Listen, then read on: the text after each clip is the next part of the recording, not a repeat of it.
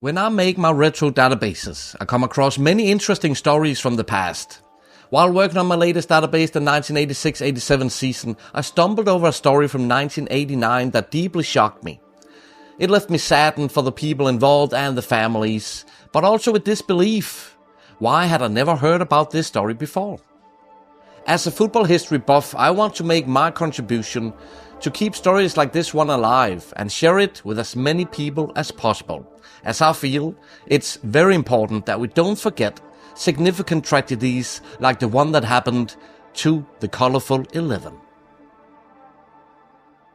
On June the 7th, 1989, a plane carrying one of the most talented groups of footballers of Surinamese descent crashed just outside Paramaribo. They were known as the Colourful 11, a team made up of Dutch Surinamese players with dreams of uniting two nations through sport. But the dream would never come true.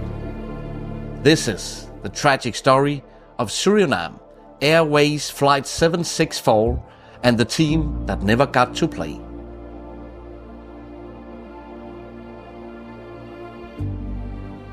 In the 1980s, Dutch football was booming, and a huge part of that success came from players with Surinamese roots like Ruud Gullit, Frank Rijkaard, Aaron Winter, Stanley Menzo, just to mention a few. In 1989, Sonny Hasno, a Surinamese football promoter and social worker, had a dream. He wanted to bring together the best Dutch Surinamese talent for an exhibition tour in Suriname to inspire young people and celebrate cultural pride. He called them the Kleurrijk Elftal, the Colourful 11. Clubs weren't happy.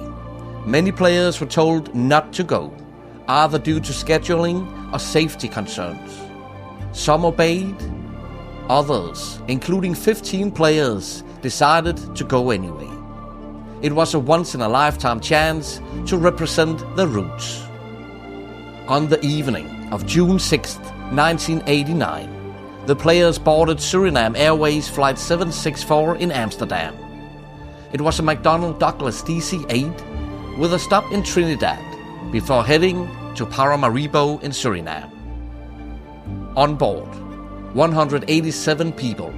Many were Surinamese nationals returning home, among them 15 players from the Colourful 11. The flight was long but uneventful until the final approach. At around 4:27 a.m., as the plane neared Johan Adolf Pengel International Airport, fog and low visibility made landing difficult. Air traffic control warned the pilots that they were too low multiple times. Despite warnings, the pilots continued their descent. The plane struck treetops just 2.5 kilometers from the runway and crashed into the jungle. The impact tore the aircraft apart.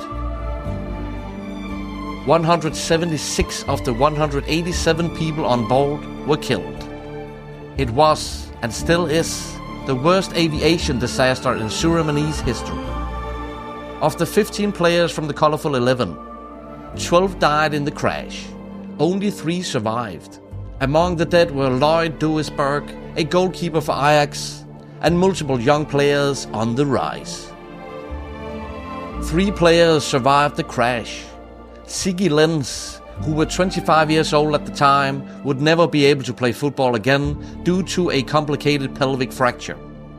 Edu Nandlal, who also was 25 years old, suffered a partial spinal cord lesion, but eventually recovered. Rajan Dihan, 19 years old, would play again, but was forced to retire early as he could not reach his former level of performance due to a fractured vertebra. The news devastated the Netherlands and Suriname. Families mourned, clubs held memorials. The Colourful 11 had never even played the first match. Those who didn't board the flight, like Ruud Gullit, were shaken for life. Former Ajax players and Dutch internationals, Henny Meyer and Stanley Menzo, ignored the club's decree and went to Suriname on their own accord. had taken an earlier flight and were spared the fate of the teammates. The legacy of the Colourful 11 lives on. They became symbols of pride, unity, and identity. Annual youth tournaments in Suriname honor the memory. And for Dutch Surinamese players, their story is a reminder of where they came from and what was lost. The crash also exposed issues within Surinam Airways, pilot error, poor training, and the use of unqualified crew were all cited in the investigation. The Colourful 11 never played their match, but in death they united two nations in mourning and in memory. Surinam Airways Flight 764 will always be remembered, not just for the tragedy, but for the dreams it carried, and the lives that were never forgotten. For me, it's very important that we never forget about stories like the Colourful 11. These young people had their football careers ahead of them, they had their lives ahead of them, and with a blink of an eye, it was all gone. So when I make my retro databases, I try to add these players with the utmost respect to honor the memory. I have also set up a custom save, where I have added a fictional Suriname team to the second tier in the Netherlands, in a somewhat build-a-nation/club save. Please watch the video if you want to try it out yourself and learn more about how I set it up. If you found this story important, please like, share and subscribe for more untold history. Comment below if you remember the Colourful 11 or want us to cover another football story. Turn on notifications so you don't miss the next video. Thank you for watching.